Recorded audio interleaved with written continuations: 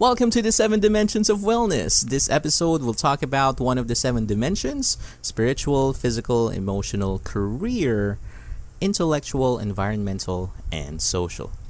Tonight's dimension will focus on physical. Our guest is a multi-time champion in Judo. He won over 6 gold medals in the country. He also has a masteral in English as a second language. That's ESL. And did I mention that we've been friends since grade school? Maybe not. So let's all welcome Bryden. Hey man, welcome to the podcast. Hello. Hey brother. Hey, it's been a while. I know. But, it's been like forever. It has been like forever, maybe 3 months. I don't know. Yeah, stupid pandemic. I know, dude. All right, so dude, can you tell us more a little bit about yourself? Well, besides the judo thing and of course the teaching thing, of course when it comes to judo, it's been part of me ever since I got into it. I started back in high school. Specifically, this wasn't actually my first physical sport. It was supposed to be taekwondo. Unfortunately, I didn't connect to taekwondo the way I connected to judo. That's why when it comes to judo, it's always been associated with me. Whenever someone asks me if who is Bryden besides a teacher, judo is the next description when it comes to it. Damn, so no one really messed with you growing up. Not really. Oh no. Oh man. Did you also have your fair share of difficulties growing up, man? Of course, one of the things that I've learned about judo, especially when it comes to the world of mixed martial arts, self-defense is not primarily about kicking ass, taking names, and making them cower and fear with your capabilities. It's about learning to become the better man. In every word, everything can actually be settled in words. And of course, during that period of time growing up, you all know what happened to us during elementary. Yep. Bullies. Yeah, bullying. Yeah, not just the bullying, but also the culture that came after elementary. It became worse.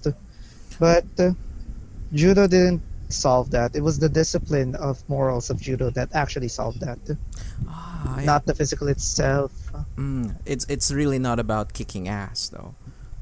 Mm-mm. Okay, I gotcha. Because for the audience, knowledge, I want to tell you that yes, we have been best friends since grade school. The sad thing is, we only had a chance to bond in front of our classmates when our science teacher, paired us together for a reporting. I don't know if you still remember that. Do you still remember that, man?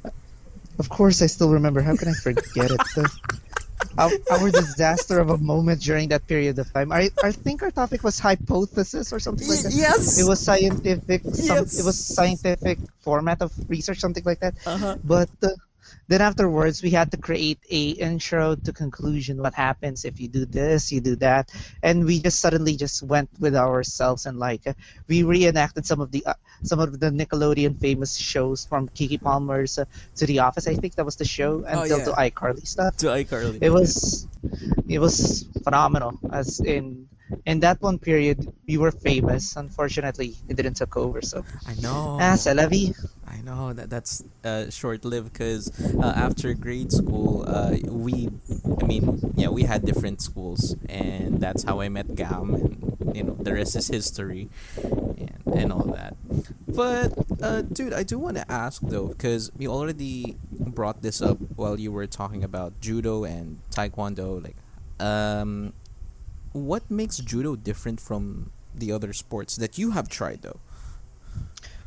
Okay, Jerome, you've been my best friend from my brother to another mother. Oh hell yeah! We've all experienced trying out the different kinds of sports back in San Roque until to PEDS, and you know what happened.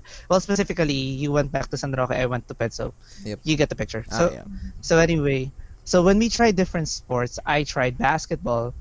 Although I saw some of the bullies there, but I admit that when I was playing with them, they didn't bully me, but I didn't connect to the sport, not because of the bullies, but I never really felt too happy about it. it was like I can analyze the game, but I'm more of a coach when it comes to basketball. I can point what you did wrong as an analyst, but I'm that difficult in playing basketball. I can't even do a layup properly. Exactly. Me That's how. too. Dude. That's the problem about it. And then if you go to other sports like volleyball, oh man, I stink at volleyball. I just like seeing the girls, but Dude. damn it. Dude, come on, calm down. Not really. Like, yeah, we all had that Hey, phase back in high yeah, school. come on. Mm. Yeah, come on. Don't be shy. You know that you were also looking at them too. Yeah, But true skills, not through their looks. yeah, We were into their skills. definitely. Come on, man. Okay, so just for the viewers And out if there. yeah, of course. I know it's a friendly show. Sorry. We're in PG pala. Yeah, We're in PG. Sorry. it's okay. Gotta keep it PG. Oh, okay, fine. I'll keep it PG. My God, this ain't. We're not in A. This is not AEW. Yeah, we're not in AEW, man. We're in WWE. So Oh yes. Oh, I have to follow a damn script. Sorry. it's okay. So okay, I'll make the long story short. So from all the different kinds of sports that were common, judo had this one factor that I didn't saw to everything, to all of the sports. Even though they had it, it's not comparable to them, and that's discipline in terms of physical and spiritual. It doesn't just affect you in the physical way. Of course, it's going to be an output. If you train hard, you grind it out for like 24 hours, 7 days a week, you'll get the body that you deserve. You'll even get washboard abs through judo. I'll be the first one to say that because I experienced that firsthand. However, the thing that made it even work is the emotional and the physical combination. When it comes to Japanese culture, since this is where judo came from, one of the things that I've learned is that discipline not only in improving to yourself on a daily basis, but also improving day in and day out for other people who are also looking out to you as a role model. Not just, maybe not a role model as a role model, but how you look at life itself. It doesn't matter if you don't get the results right away. Some people get the best result through the years, through the process. After all, none of us became this great until we went through the process and how the discipline works. Yeah. If you look at the other sports, yeah, they're very disciplined, but they're more into party heavy. Most mixed martial artists can't do party heavy stuff. There are some stories in basketball. I won't drop any names, but let's just say that they can actually participate in a tournament even when they're hangover. But Wow. in judo, it's different. If you participate in a hangover and participate in a hangover type of drinking, and then the following day you will have a tournament or a very hard training or a hardcore type of training, you won't be able to keep up because of the liquor is still stuck into your body, and at the same time how dizzy you are. trust me trust me when I say, even working after a night out is already frustrating because of the breathing process, because the liquid is still within you. So that's how fundamental judo is. If you want to train and become more physical, you have to be disciplined. That's the one thing that I saw and different from other things. And of course, it's grappling and of course self-defense. Those are the most common parts. But the number one is definitely discipline.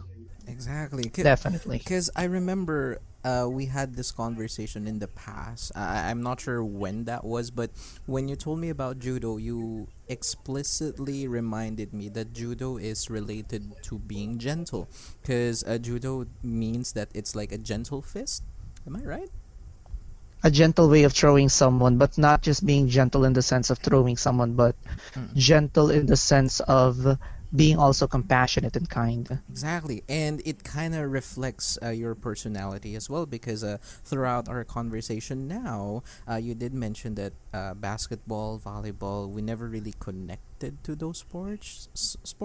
So, and how can I say this? We did also mention WWE and AEW, which are, of course, professional wrestling. The latter in which is a little bit questionable for some people.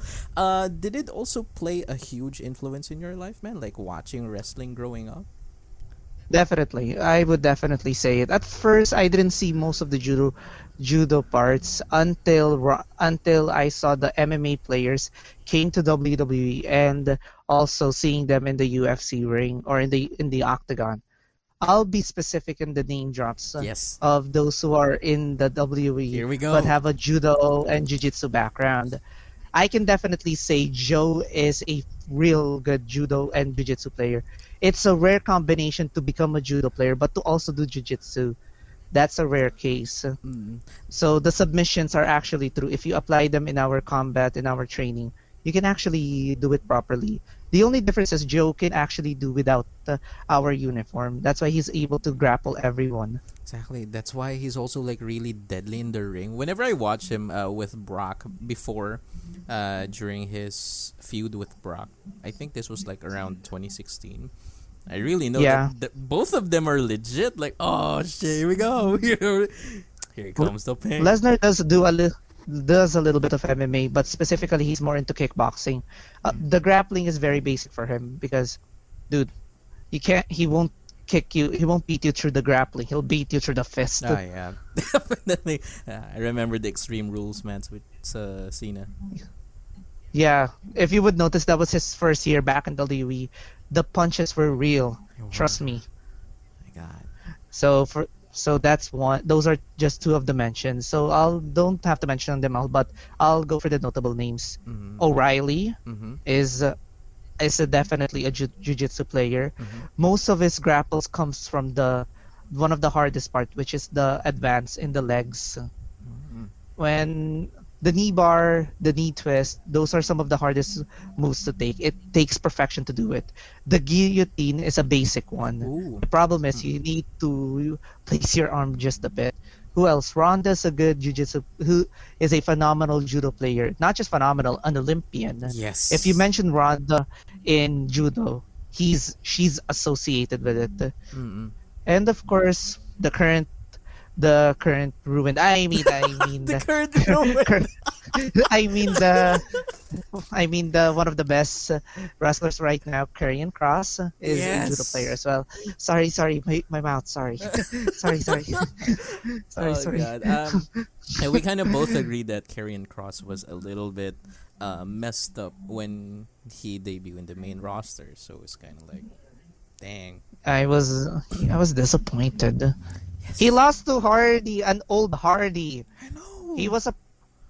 I would understand if he lost to someone like Reigns, Owens, Mm. or something new. But that was a old Hardy, an old Hardy. The man can't literally fly. I know. How do you lose to? How do you lose to a guy that? How do you lose to an old man? No offense.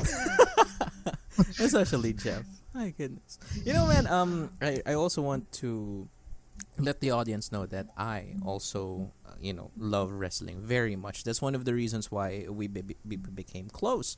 And what's interesting about it is that for the longest time, I think you're the only person in my life, who shares the same passion for that sport. I mean, I've met a couple of people who likes it, but they only like it because of the names like Cena, Balor, Nakamura. Of course. The SmackDown Live era. Yeah, Yeah. and of course, don't forget NXT before it was. Phenomenal. All right. Yeah. So, dude, speaking of WWE, AEW, I also want to ask you. This is kind of like the core question of our podcast tonight. How? Of course. Yeah. How did judo impact? That's a pun. How did judo impact your life, personal and professional? Because you're a professor. Come on, dude. Like, wow. Anyway. Don't worry, I don't wrestle my students, but but here's the thing. I'll relate this from the first question from physical to personal because it actually mixes all together. Personally, back when you already saw me as this timid little kid who was afraid of being bullied and realizing that I wanted to fight back. I was fighting the wrong way. Literally. That's not a pun. but but you get the idea. I mean, I was doing it the the wrong answer, as in I was doing it in the wrong possible way to do it. I mean, I was fighting fire with fire. I was fighting anger with anger. Basically, I wanted the bullies to feel what I feel instead of ending it. So personal wise, this is where discipline came into play. This is where I learned work ethic, discipline, time management, and at the same time learning how to aspire yourself where you're not just a guy who's standing in the crowd and being a part of the crowd where it's 8 to 5. Okay, you go to work, you enjoy your work, but you never actually improve above that. That's why judo actually helped me to become more sufficient and efficient with my career. I always look forward to improve every single day. Where did I go wrong? What did I do in the best way? How did I maximize my strength? How did I minimize my weaknesses? What were the opportunities to move forward? Those are one of the many, many things that made judo one of my core in my life. And until today, I'm still playing, although it's not like in the pandemic nowadays, since I can't do contact sports because I'm going to be killed by the COVID. Yeah, I don't know what's worse, getting thrown or being thrown by COVID, but we all know the answer. Being swabbed. Sorry. Sorry. Before we record these, Bryden and I were talking about our experience with the swab test, and yeah, we both hate it. Yeah, who enjoyed that? To be honest, who enjoyed it? I don't know. Maybe I can ask Gam, because Gam had a lot of swabbing tests last year. Ooh. Yeah, like a lot. So he told me as a joke that I'm immune to swab tests. Like what the hell do you mean? What do you mean you're immune? Like what? Like that. My goodness. Paano immune? Siguro parang hindi na siya nasasaktan kasi like I get teary, you get teary, and I don't know, man. That's nice. Oh, dude, before I forget though, because we don't have much time, is there anything that you would like to impart to the audience as a way to, give back? Okay, when it comes to the quotes about that I learned from judo, this is actually a recall. Hold on, give me a second. Yeah, sure, man. To recall that one of the things there is one. Okay, let me try to breathe. Yeah, breathe, man. It's okay. It's okay. Okay, here's one of the best quotes that I've learned from judo, especially from our. When it comes to Jigoro Kano, is that when it comes to judo, is the way to the most effective use of both physical and spiritual strength. Judo, when it comes to life, and not just judo but life itself, is that we learn to improve ourselves. You don't have to compete with other people nor compare to other people. It's one of the things that I impart to my students. Don't compare yourself to the honor students. Don't compare yourself to other people. You have your own process. You have your own way of being a better version of yourself, if not being the best version of yourself. So focus on yourself little by little. Do the little things like studying for like 5 minutes after class, recalling all of your notes, and little by little, it becomes a habit. From habit, it becomes a routine. And from routine, it becomes a lifestyle. That's how judo works. You slowly but surely become a best version of yourself. I didn't get those medals out of overnight. I had to cry a lot. I had to do a lot of push-ups, a lot of training, and most importantly, I didn't become a legend in UE in my own way through overnight. I had to go through the hard work. I had to go through the process. And I had to go through a lot of diet. I am not joking about the diet. Trust me, it was all. But at the end, it's all worth it. You'll see to yourself after you see yourself for like 3 to 5 years from now. You're going to look back and say, "This is the best version that I got, and I'm proud of myself." And you continue moving forward and forward. That's the best advice that I can give you as to the audience as of the moment. Yes, dude, that was perfect. My goodness. God. Wow. My God, what happened to me? back when I was a kid, I would just literally say to the world, "Screw you, F it." Well, I would. it's kind of like, well, welcome to adulthood, man. Welcome to adulthood. I'm 24, but I feel like an adult. Well, dude, we are. Wait. Oh, we are? I thought we were still. That's the whole point about this podcast, man. Like, we're gonna impart wisdom to our audience. Of course. Of course. Dude, I may be immature at heart, but come on, I'm matured in my own way. Exactly. That's one of the things that a lot of people tell me personally, because they often see me as immature, childish, and when they put some task or work in front of my table, in front of me, they're surprised because I overcome them. I finish them on time. And I think that's one of the best feelings in the world, to actually prove those people that, please don't look down on me. I'm just as capable as everyone else. You know what I mean? Exactly. Yeah. It doesn't mean that we watch wrestling, we still talk about video games, and we are too excited to go to database. I think that's Data in Blitz, man. Data Blitz. Yeah. Data Blitz. It doesn't mean that we are excited for the next Far Cry release, Spider-Man, and all that. Doesn't mean that we are not capable of being matured adults in work. Our personal lives is different. Another thing that I've learned from Judo: learn to separate your personal life to the mats. Inside the mats, I have a different personality. Outside the mats, I have another personality. That's one of the best things that you can learn from that, is learning to separate yourself. There is more work mode, and there is fun mode, and there is drinking mode. I mean, enjoying mode. Sorry. Drinking sorry. mode. Sorry. Okay, it's all right, man. Sorry. Dude, Sorry. I just really want to thank you so much for imparting a lot of wisdom, because while you were talking, I was chatting down notes on my phone because my keyboard is too loud and I can't really keep up. Oh my goodness, like there's a lot, dude, there's a lot. And I'm really say that. surprised because we never really have these substantial conversations, not unless we're together physically. And I'm really thankful because, one, you made time. Two, you always make a great effort to remind yourself and the people around you to, take it slow and have their own process, because that's one of the things that, a lot of people struggle with, their anxiety. So, yeah.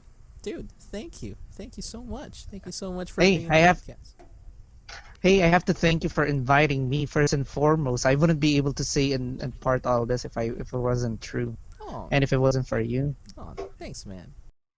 So thank you for tuning in. The show notes and everything that's mentioned in this episode will be posted soon on our Facebook page. It's facebook.com/runaway podcast, facebook.com/runaway podcast. So subscribe to the podcast, share the podcast. Run away with Runaway Podcast.